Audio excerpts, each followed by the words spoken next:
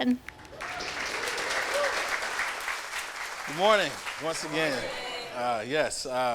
Again, my name is Cranstan Cumberbatch. I am related to Benedict Cumberbatch. Long story, short ending. But but it is true. We are related. He's an actor, I'm an actor. It's in the bloodline. But I am very happy to be here with you guys on this morning. I want to thank Tara, Daniel, and Katie, the ones that whipped me into shape to get ready to talk to you on today. They really stayed on me, but they were very supportive in this because these topics aren't easy.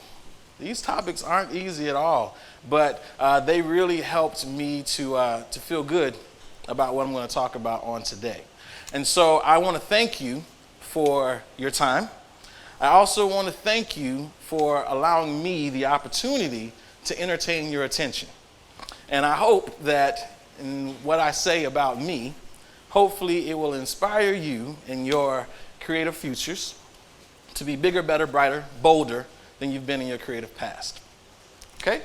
Now that I got that out the way, when I heard about this topic, the end, what am I pointing at? The side? Ha! There we go. The end is the beginning, and the beginning is the end. When I thought about this topic, that is the first thing that popped into my head. The end is the beginning, and the beginning is the end. And I have to admit, when I heard what the topic was for this month's talk, end, I was like, well, whoever's got that, good luck, buddy. Then I found out it was me. And I'm like, oh, geez, what? Wait.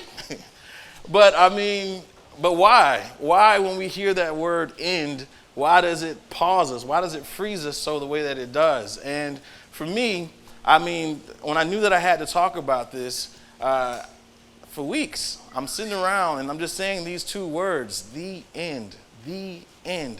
And it took me back to, I hopped in my DeLorean and I went back to when I first encountered these two words.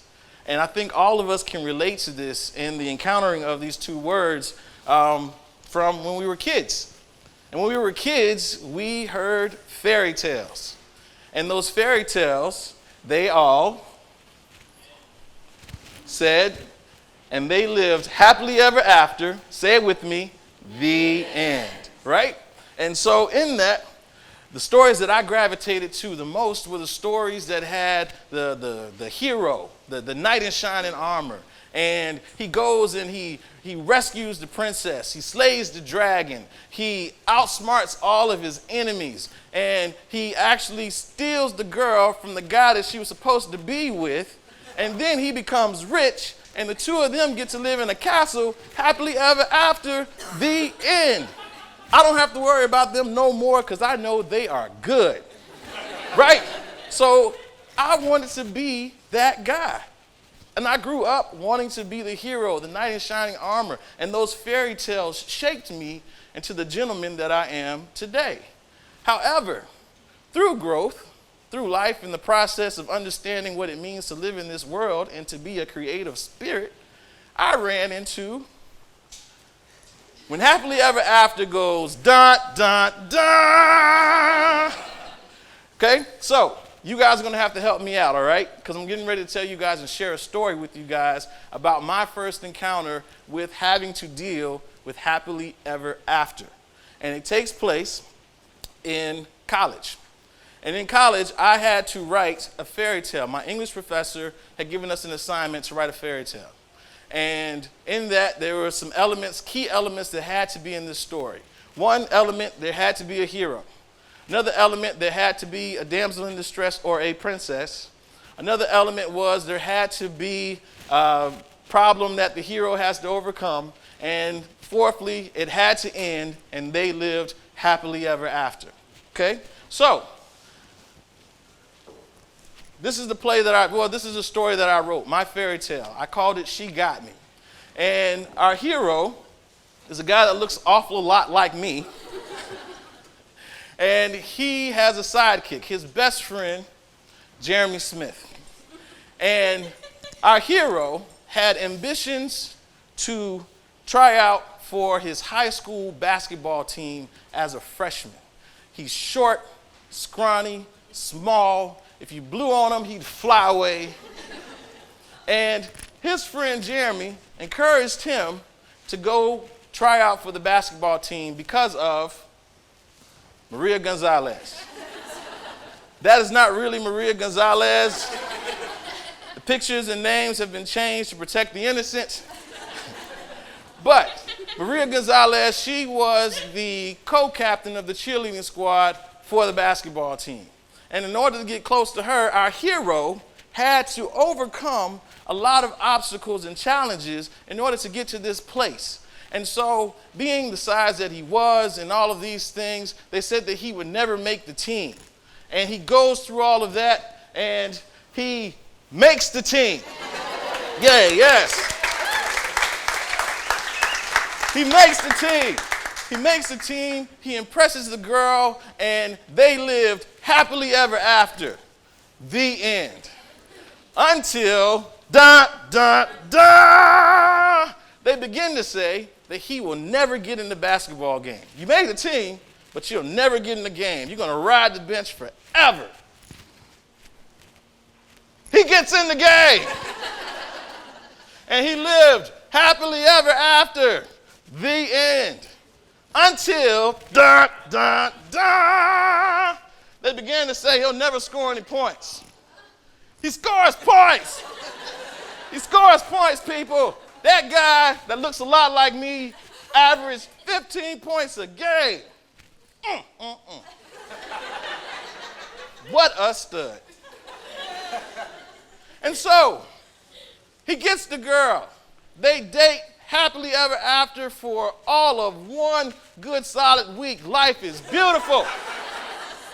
Because they said he would never get the girl. And he got the girl. And then, Dad said, you can't have a boyfriend until you're 16 years old. She was 15. And so, the relationship ends. She has to break up with our hero. And so devastation, heartbreak, and all these things set in. And now the hero has an enemy. He has an adversary. So he works hard. He works very hard to get and win the affections of the princess back. And he finally wins the affections of the princess back. And during this time of affectionate and happily bliss and not telling Dad that she has a boyfriend when he says she shouldn't, he takes her to her favorite baseball team's game in California. She was an Oakland A's fan. So for her sweet 16th birthday, Dad does the ultimate thing and takes his daughter on this grandiose trip to California. And she gets to meet Jose Canseco. Jose Canseco autographs a card for her, gives her a poster, and of course, you know, heartthrobs are heartthrobs. You know, I didn't have the muscles back then that I have today. And so what ends up happening is she falls in love with Jose Canseco. And she comes back to school the next day after this trip, and here I am thinking we're living happily ever after and joyful bliss, and then she breaks up with me again. She breaks up with him again. She breaks up with him again because she now is in love with Jose Canseco. So now our hero has to find out, how does he defeat Jose Canseco? And so he tries and tries and tries. And also during this trip, a little side note, Dad gave her the blessing, now that she's 16, to be able to date and have a boyfriend. Now, so during this whole time, she's in class with his best friend, Jeremy Smith. And Jeremy has been passing information, trying to help our hero get his girl back. But what ends up happening, to bring a closure to this moment in time, to this story, she ends up liking Jeremy. And Jeremy now has taken the girl from our hero. and they lived happily ever after. The end. I know. However, what this did for me, though, in the process of this heartbreak, I'm sorry, did I say me? What it did for him, and in this story that I wrote to tell, what it did for him was it helped him to realize that as you grow up in life, as we have grown and as we have experienced, that there are levels to happily ever after. And so, what is happily ever after, and who decided that this is how stories should end? I got an A+ on that paper, by the way. Yes. And one thing that my professor said, he said, love the plot twist. And so this helped shape me into looking at happily ever after in a different perspective. And so when it comes to who decided how stories should end, as the creative person, me. I'm the one who decides how the story should end, because it's the story that's living inside of me. And because it's living inside of me and I have to get it out, happily ever after should end the way that I want it to. And so,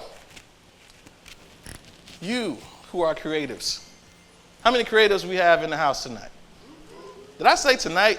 Today. How many creatives do we have in the house today? All right, so we got a whole lot of creative people, so I know y'all are feeling me right now and what I'm saying.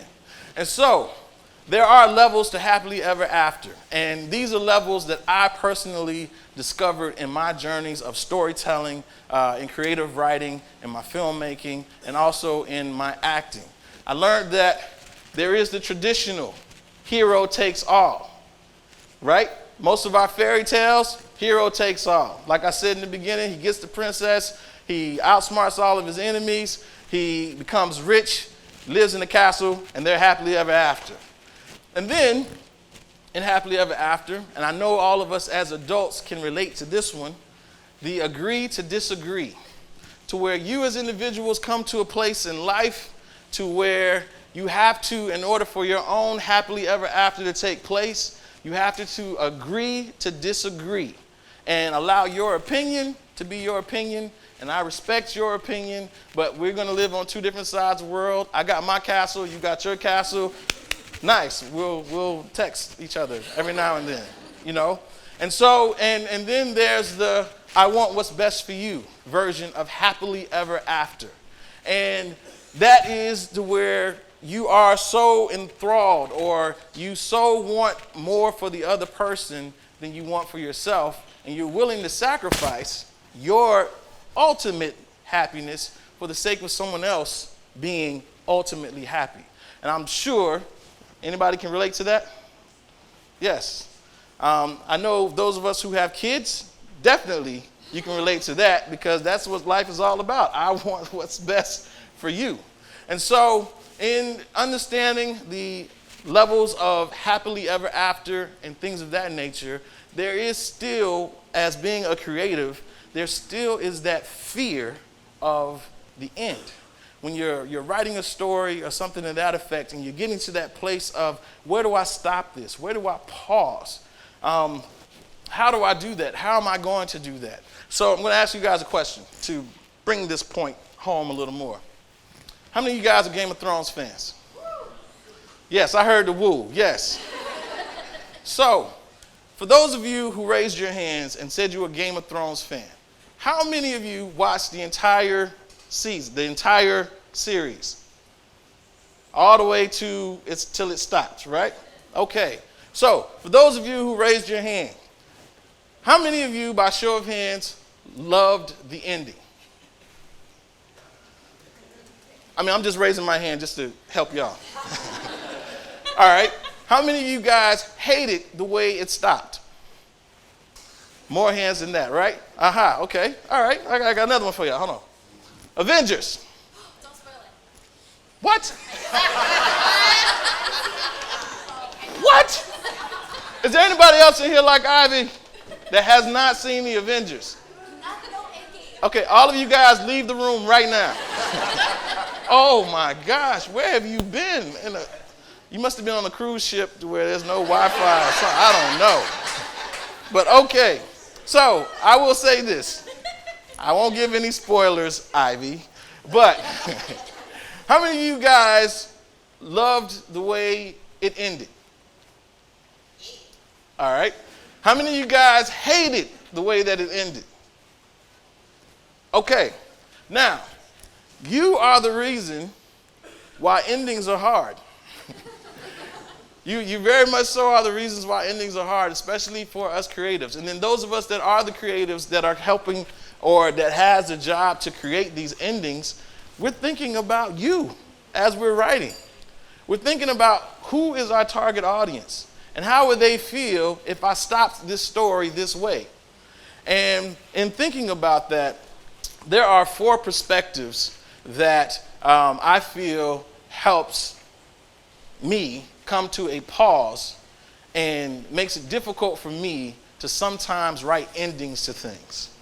And the first of those 4 perceptions is we consider too hard for too long the things that will never be seen or heard from again. So when we think about stories like Game of Thrones, when we think about the Avengers, and especially in Infinity War, dang it. No. So in stories like that, what happens is that, we get attached to certain characters. We get attached to certain things. And when certain people go away, it's like, wait a minute, I like that guy. Why did y'all get rid of him? And now I don't want to watch it anymore because show sucks. They got rid of Jeremy, right? Or you had a different expectation because you played a different story in your head.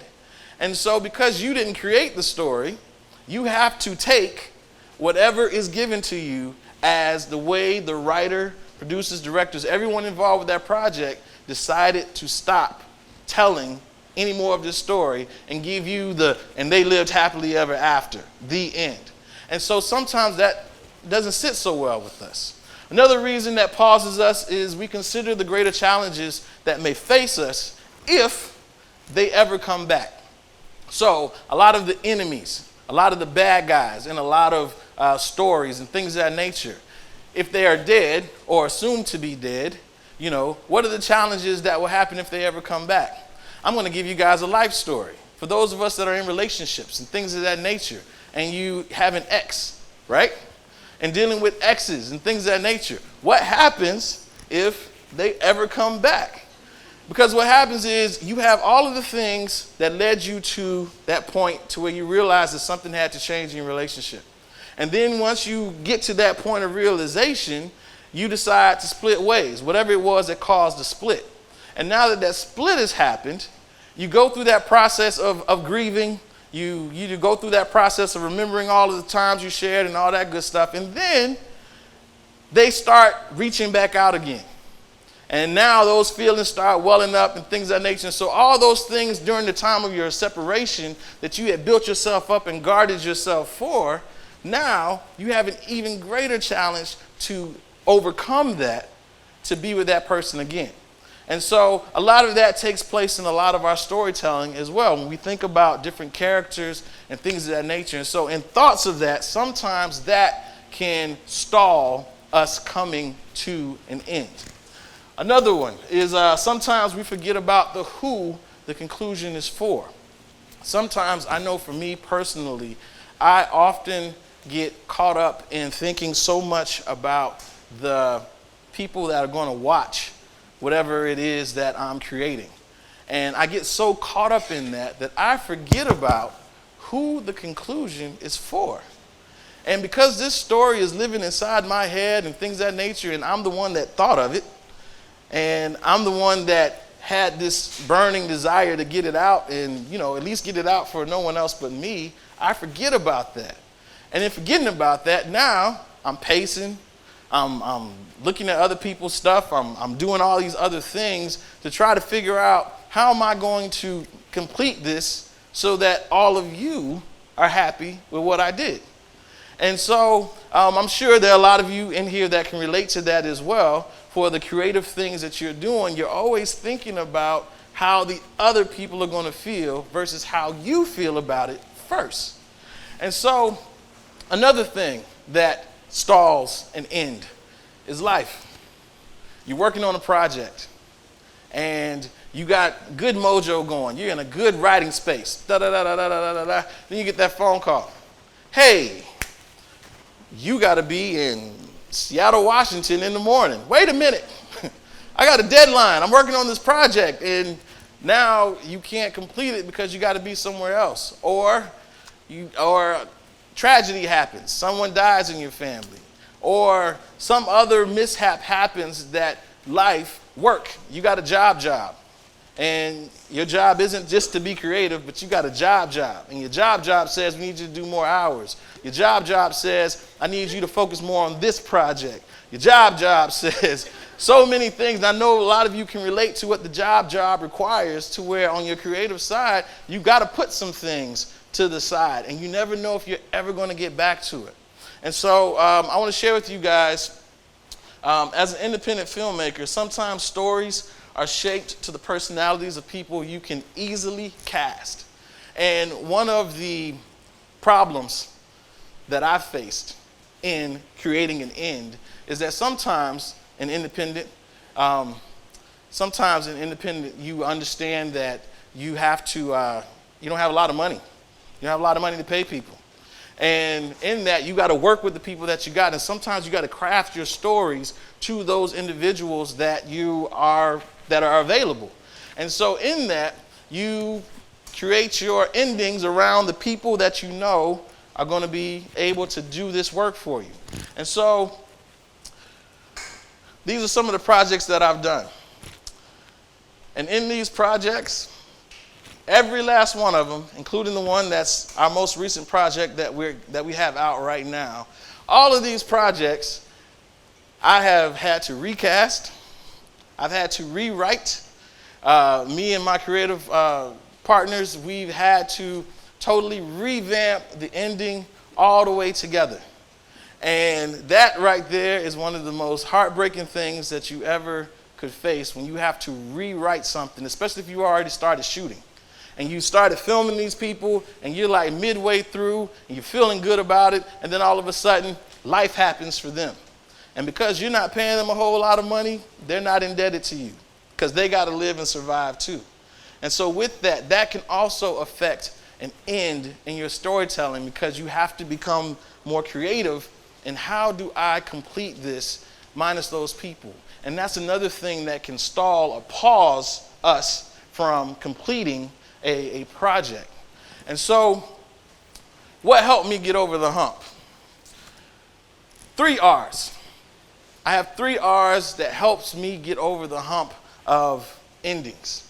And with that, in these 3 R's, these help me get over the hump because I refuse to start something and not finish it. That's just me. I'm a driven guy, and I refuse to go down with the ship. No, we're going to keep this ship floating. Ship. We're going to keep this ship floating. Ship. We're going to keep the ship floating by any means necessary. So my 3 R's are realize, reflect, and roll on. And so when I'm writing and I'm thinking of endings, I have to realize what the conflict is in my storytelling. What is the problem? What is my hero? What are they facing? What is it that they're trying to get over? What is it that has to change for them in their lives? And these same 3 R's applies to us in our everyday lives as well. When we get to that point of crossroads, where we realize that something has to change in our lives, that's when we know we are beginning to come to an end of something. And so reflect on what led to the conflict. What created the conflict? Why is a change necessary? And so in the reflection, you're thinking of those things that led you to that point of realization that something has to change. You're looking at all of the moments that have happened that brought you to this moment. And then once you get to that place, you now have to make a decision on what to do about it. The roll on. And so, and any time that I have to shift directions in creating an ending to something or something to that effect, I go to my 3 R's. I think about what the problem is, and then if I need to create a new problem, I create a new problem. And then with that, I have the character reflect on what those things did to them that led them to this place, and then I get them to a place to where they finally make the decision on how they roll on. And that's when I throw in my levels of happily ever after on how I want this story to end. And so, the end to me is deciding to move forward. The beginning is deciding to stop looking backwards. So the end is the beginning, and the beginning is the end. How I see endings. The end is the recap of moments lived once upon a time. And I always was baffled by why stories started once upon a time. I now get that. Because once upon a time, life's lived in moments. And because life's lived in moments, our stories are told in moments.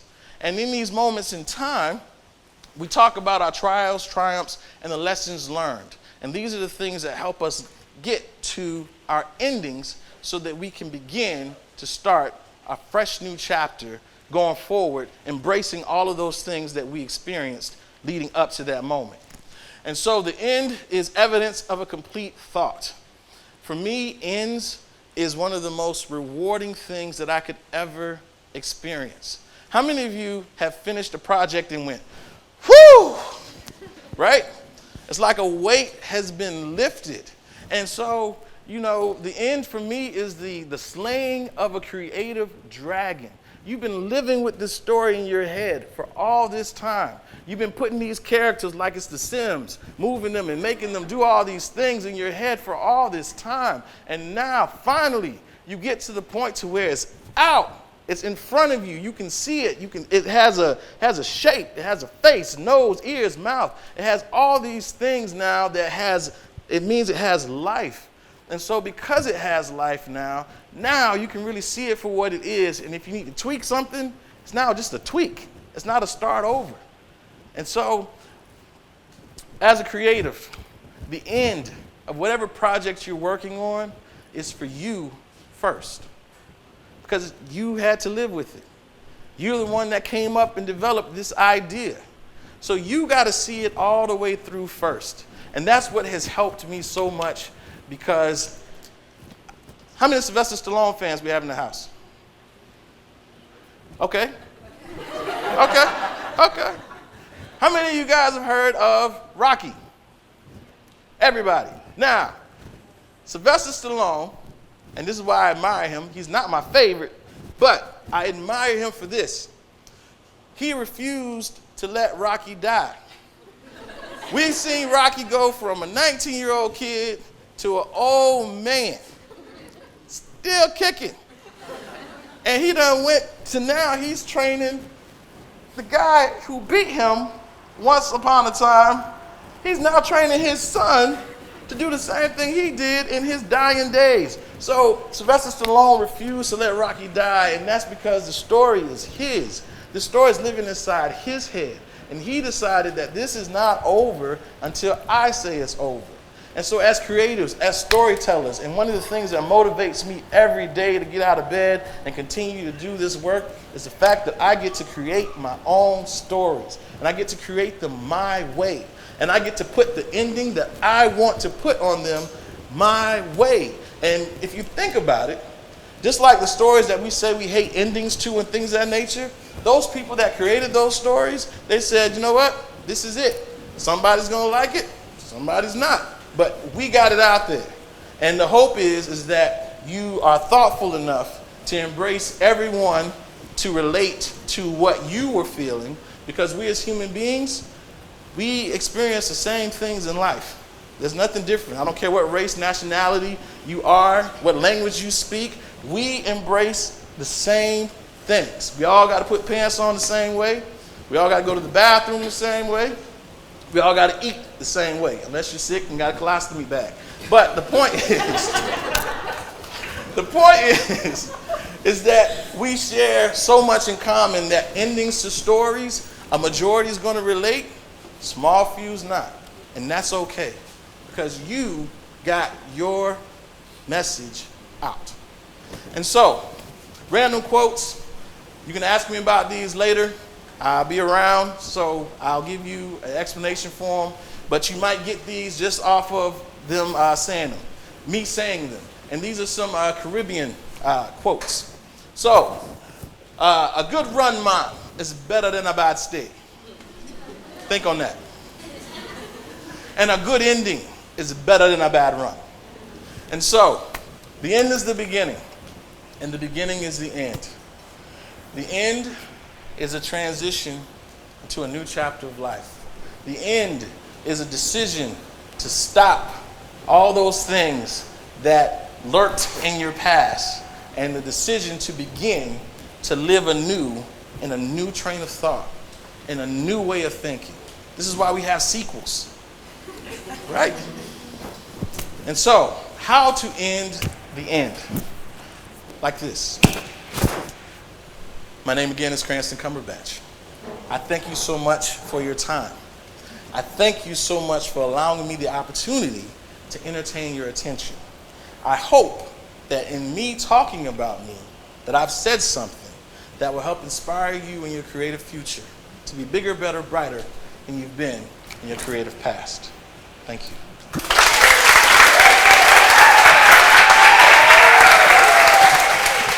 Great job, by the way. Thank you. I have a question about you and the guy in the story and Jeremy. Did they stay friends after that, or is there another story to that? There is. Stay tuned, the movie's coming. It's called Jeremy. Who else has a question? You shy people. Keith. Hi, thank you. You know, as I try to reach for a takeaway from your presentation, I'm thinking the end of your last story is the beginning of your next story. And the question is, does the beginning of your next story totally leave behind the end of your last story? Does that make sense? Yeah, no. Actually, it does. I mean, because if you think about it, when we mature, as we mature in certain things, we take life experiences, and there are some things that you don't want to repeat, you know, and you're supposed to grow.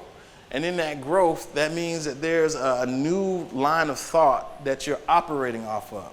So if you're still going back and pulling things, you know, I'll give you a prime example. So like, I remember when I started filmmaking with my phone.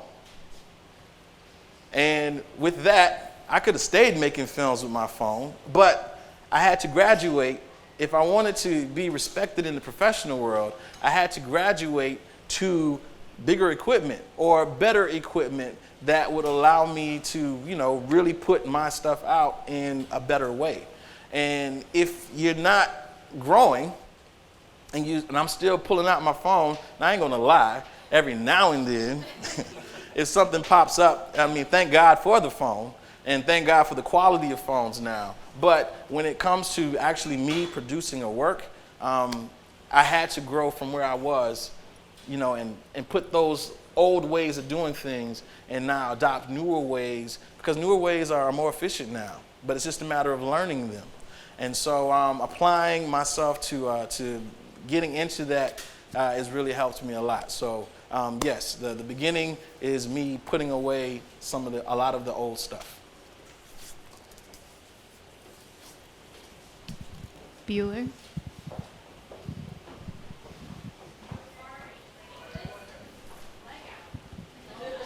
I have a question also about your story about Jeremy. How and when did you learn that what you thought was a sad story could actually be a happy story? It just wasn't about you. Good one. See, he got that. Y'all give that man a hand. Yes. So, real quick, it actually happened on a Sunday. I was devastated. I mean, he was devastated. And he went to church. And there was this little kid in his Sunday school class that was younger than him. And he asked him, you know, why are you so sad? And, you know, he didn't want to go through all those details, but he was just like, I just lost a girl. And he was like, Yeah, but you're still living. And just that little thing just turned on a light bulb. And I was like, he was like, huh, yeah, I am still living, And then I started hearing all of these cliche things running through my head. There's other fish in the sea. Did I say he started running all these things through his head. There are other fish in the sea and things of that nature. And so with that, it really helped to inspire the idea that there are different levels of happily ever after. And as I grew and mature, I began to embrace that even more.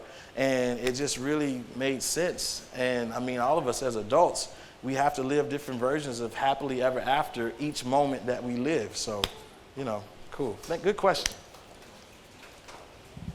Hello. Hi. Hi. I have a question for you. How do you detach from your idea of the perfect ending to make room for the ending that needs to be available or that needs to happen? Good question. So, like I said in my talk, the ending is for you first. And so I work things through to how I see it.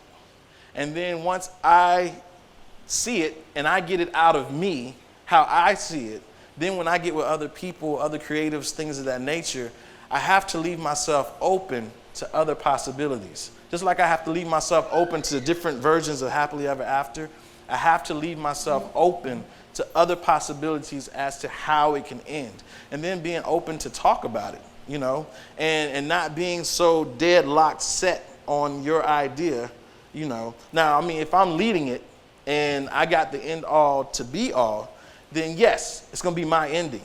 But I'm not objective to anyone else's creative idea that may even make for a better ending. I'm always open for that. Because at the end of the day, once I get it out for me, now it is for you. And I got to make something that you will like. And so if I don't keep that into consideration as well, then I'll be poor, broke, and lonely.